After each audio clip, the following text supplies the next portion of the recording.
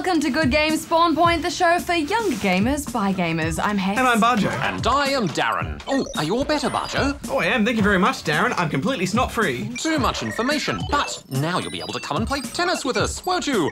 Remember last time? You really needed some serious coaching. Not quite that time. Ow! Oh! As well as Grand Slam Tennis 2, we'll also be getting lost in space with the MMO Little Space Heroes. And guys, let's talk about the inbox. I mean, shall we do it? Oh, it's so chockers. Yeah. Affirmative. We're going to have to devote every question in our spawn point to Minecraft. But first, I think we should get right into ScaryGirl.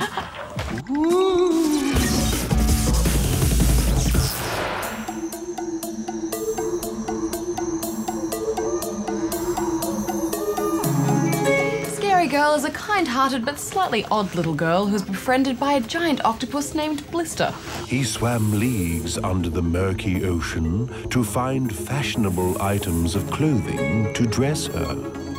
The game is a puzzle platformer with a really unique and wonderful art style, all of which forms the strange, dreamlike world that ScaryGirl must navigate. She began her life as a comic book character, created by Australian artist Nathan Jerevicus. Not long after, she popped up in a Flash game, and now ScaryGirl has been completely revamped for PC and consoles.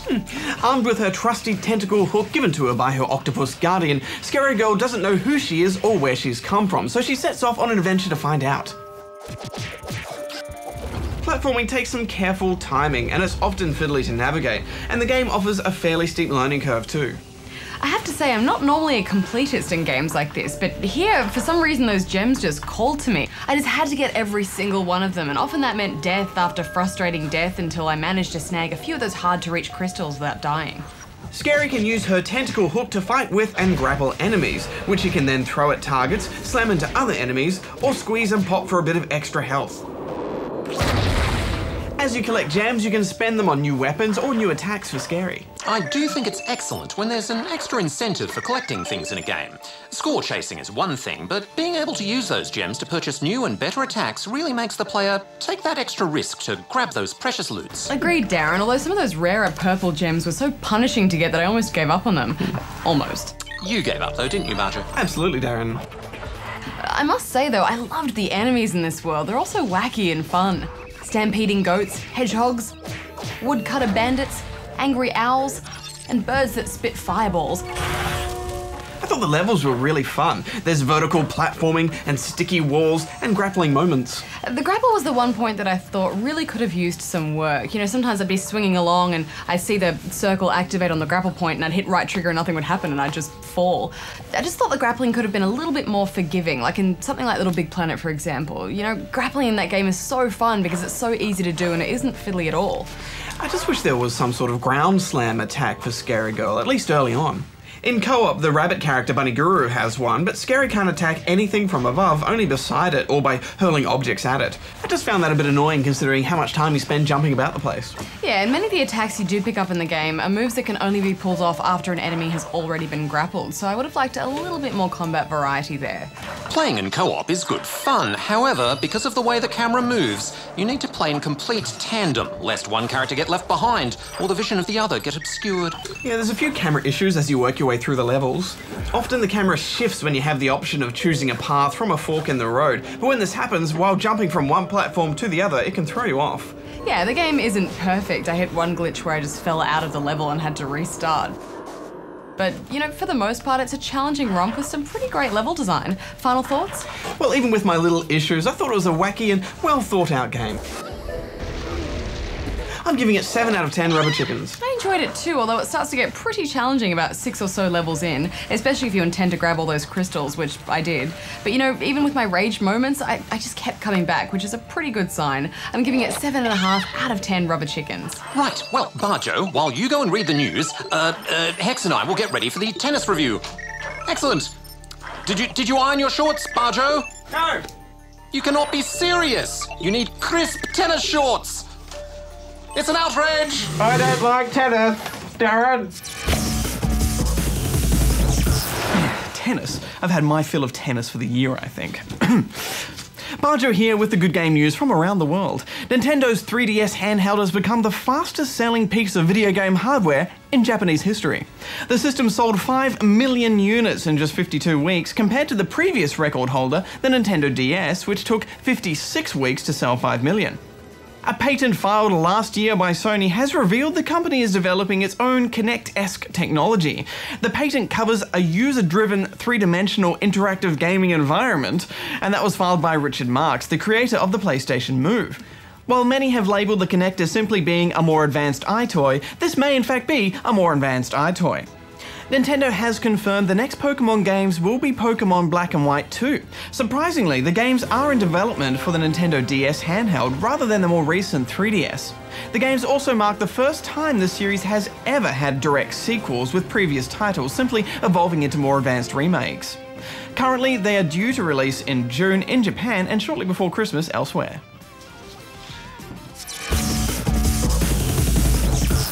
Bajo, Hex, it's time to review Grand Slam Tennis 2. I'm so excited. I saw you guys won the ABC3 Tennis Smackdown. That was wonderful. I'm sure you've improved tremendously since we played last time. Yeah, about that, Darren. You see, when we played at the Smackdown, well, we had these magical tennis rackets. Hey, Darren, I've got a great idea. Why don't you go get the court ready and we'll meet you there? I haven't even ironed my tennis shorts yet, and that takes ages. All right, excellent idea. Off I go. Tennis. I don't want to go. Isn't it supposed to rain this afternoon? Yeah, it's going to pour down. I've got a great idea. I know someone we can send in our place. Yeah, we should send Goose. Oh. Yeah. It's another rainy day. Bajo and Hex will never want to play tennis in this weather. Cheer up, Darren. Oh, Goose. What are you doing in your tennis gear? Well, look, I know it is raining, but the ABC has a ping pong table and I thought we could have a bit of a match. And we could review Grand Slam Tennis 2 while we're at it. Let's do it. Affirmative. Oh, happy. All right, Darren, you sure you're ready for this? Affirmative.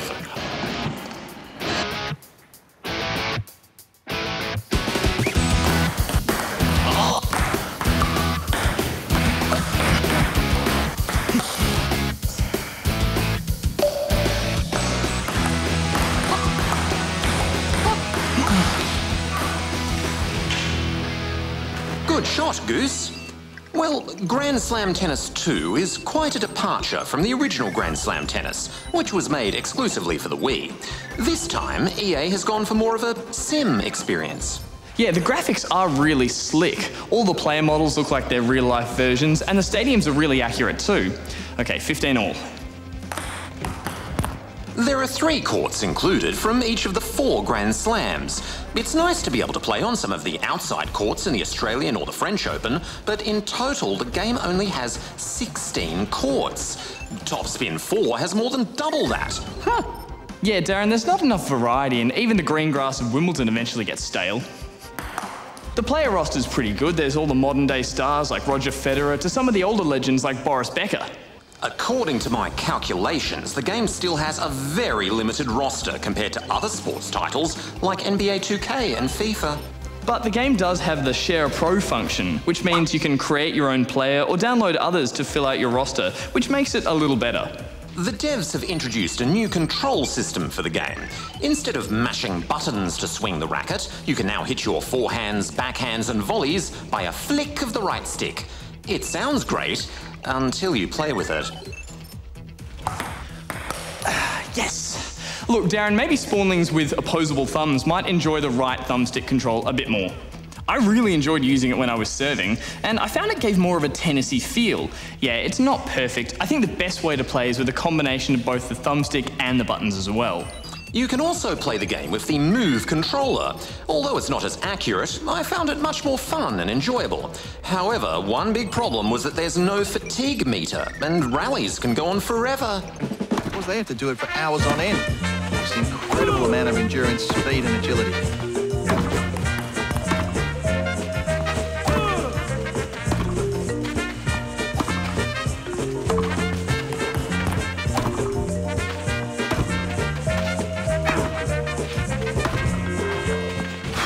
Darren, I think I was more tired than my player after one of those really long rallies. Indeed, Goose. The animations also cheat the players across the court. If you're not close enough to the ball when you swing, the game will skip your player to the ball instantaneously.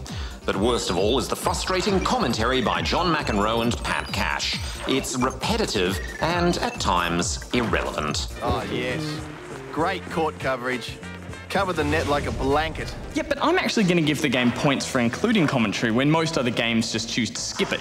I just hope in the future the devs can make it a little less annoying for any future titles. But one of the modes I did really love was the Grand Slam Classics. It's a bit like the Legends mode in NBA 2K12.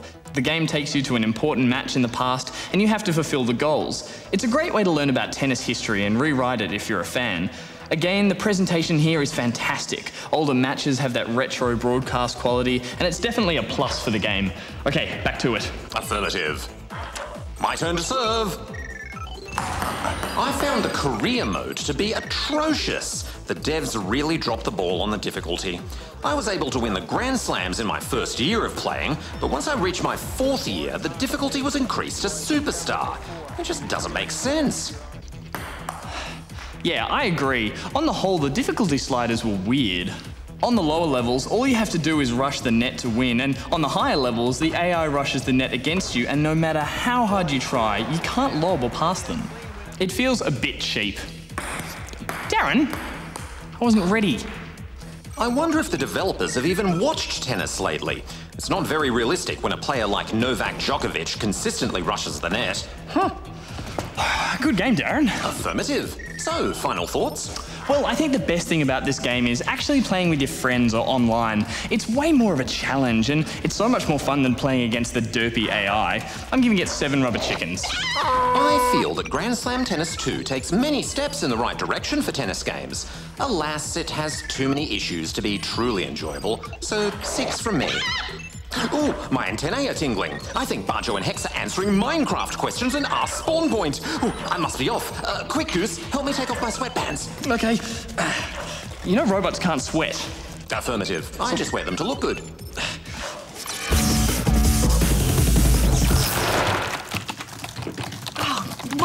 Minecraft. Have you seen the inbox badge? It's flooded with Minecraft questions since we did our review. I mean, even more than usual. I know, Hex, that's why I'm on double keyboard. I think we're going to have to dedicate this entire question time all to Minecraft. All right, but only if we promise not to do any Minecraft questions next week. Sounds like a good plan, although... There it goes. They're both ringing. Hello? Hi, it's Darren. How's Darren talking? I'm hey, talking to Darren. How are you talking to us? Dual processors. He's got dual processors. Yeah, I thought he had quad core. Now He's listen, so 2007. it's because it's Minecraft. Oh, sorry. You have to really Darren. spread out the questions. Hurry back. Otherwise, it's going to be. But don't stress. We got it covered. Minecraft questions. We can. Oh, I know you like Minecraft, but like, Darren, you're breaking up. You're breaking up. You can't be like. Budget. He did what? No, he's right here. Oh, yeah, no, bad reception. All right, let's get to the questions. What's that first, Hex? Right, well, we've got this one from the doctor in Gallifrey, New South Wales. Oh, no, I think he heard all that because I didn't hang it up properly. Just put it down quietly and it'll be all right. Hi, I have Minecraft PE, and I was wondering if I could get 1.1, like on PC. Also, can you get mods on PE? I am jailbroken. P.S. I made your Minecraft map into my private server. Winky face. P.P.S. I love the Poopanoob. We're glad you're enjoying the Poopanoo, but sorry to say, Doc, you can't get the 1.1 update or mods for the Pocket Edition on iDevices. But we have seen some very basic mods show up on the Android version, but nothing for iOS. Yeah, and I guess there's a chance they'll update it so it's closer to the 1.1 PC version. Personally, I think they're going to keep it as a simpler mobile version of the game. But let's move on to this one now from Minecraft 3000 in Melbourne, Victoria. On Minecraft, how do you get the village mod? Because I can't find it. Please help me. And Darren is cool, Hex and Bajo too, but they're more. Well, Minecraft 3000, that free mod is called Millionaire, and you can download it straight from its official website, millionaire.org. Let's move on to this one now. Oh my gosh, it's another mod question. It's from Tyson in Cardinia, Western Australia. Hello, can you please tell me if you can download the Minecraft Dinosaur mod on 1.1?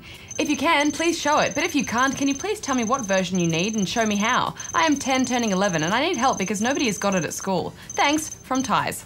Yes, Tyson, you absolutely can get the Dinosaur mod on 1.1. The mod is called Fossil Archaeology, and if you do an internet search for Minecraft 1.1 Fossil Archaeology, you should find the download links. It actually changes the game quite a lot. You get to dig up fossils and then analyze their DNA, and then you'll get dinosaur eggs, which will turn into pet dinosaurs. It's all very Jurassic Park. Just make sure you find the download for the latest version. If you get an old version, then that'll probably just crash the game. Anyway, onto this one now from Bob in New South Wales.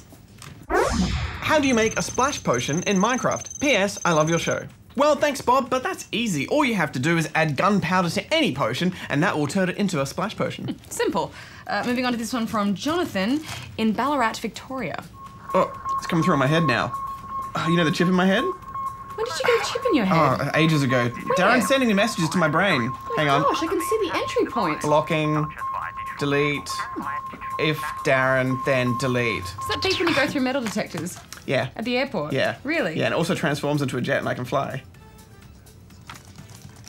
Hi GGSP, huge fan of the show. I have 2 questions. 1, is there any way for me and my friend to play multiplayer on Minecraft without connecting to the internet? A LAN way for us to connect to computers and play? 2, I have inexcusable proof that you have used an inventory editor. In your Minecraft review, when you were battling the Ender Dragon, you had the portal for the end in your first inventory slot. Explain yourselves, or my respect for you will be like yesterday's lunch. Gone. Cheers, and good luck explaining.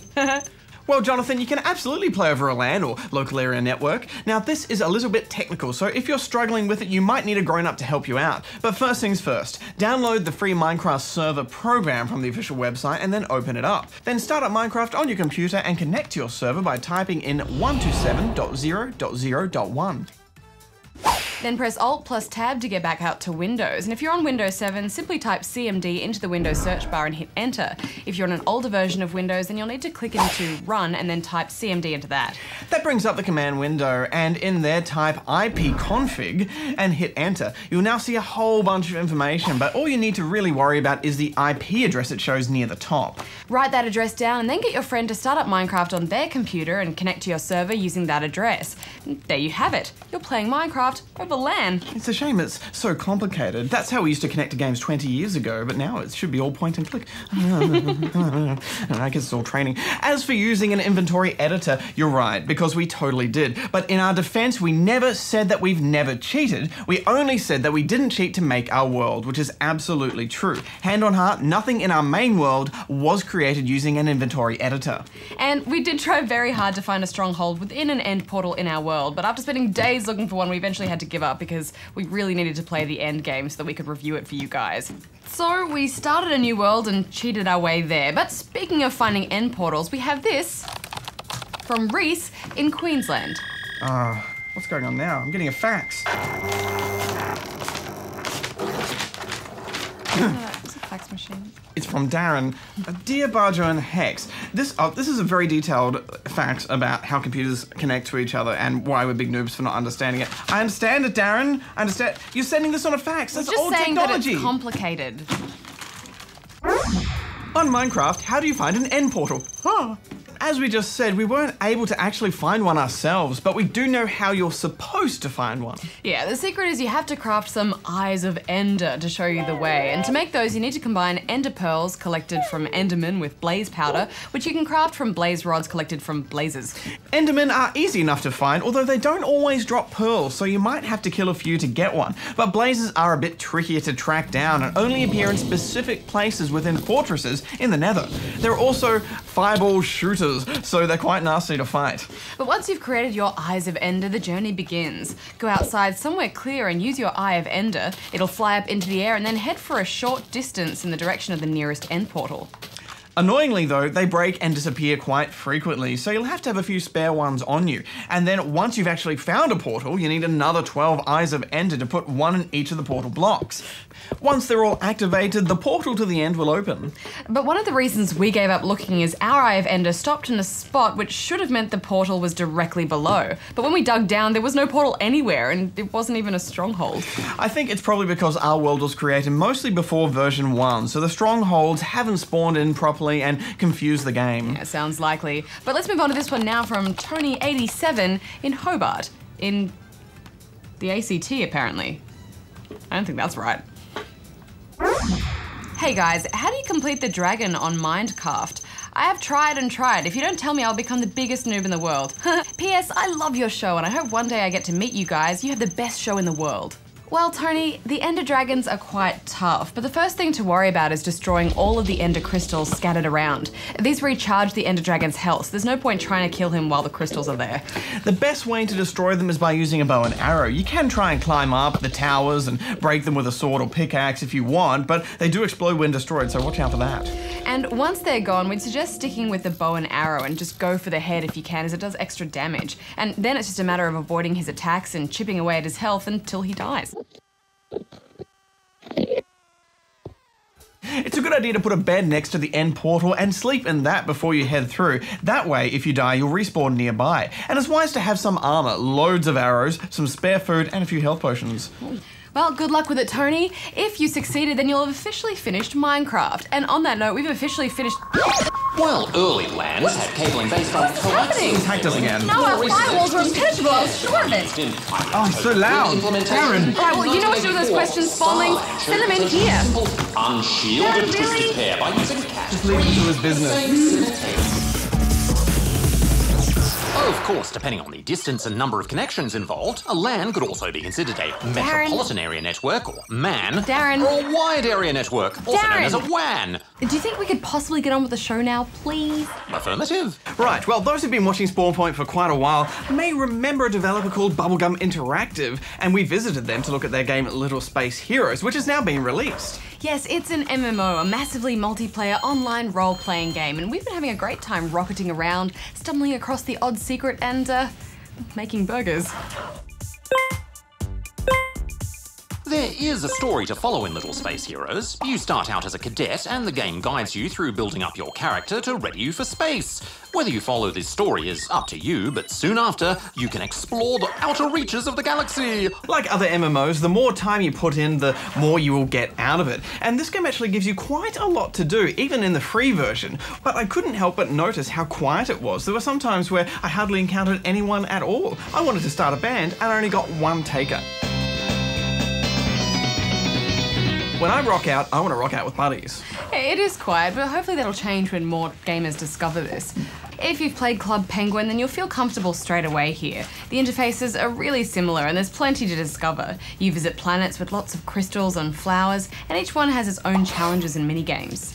I also noticed that some areas hadn't even opened up yet, so this is a universe that will keep going.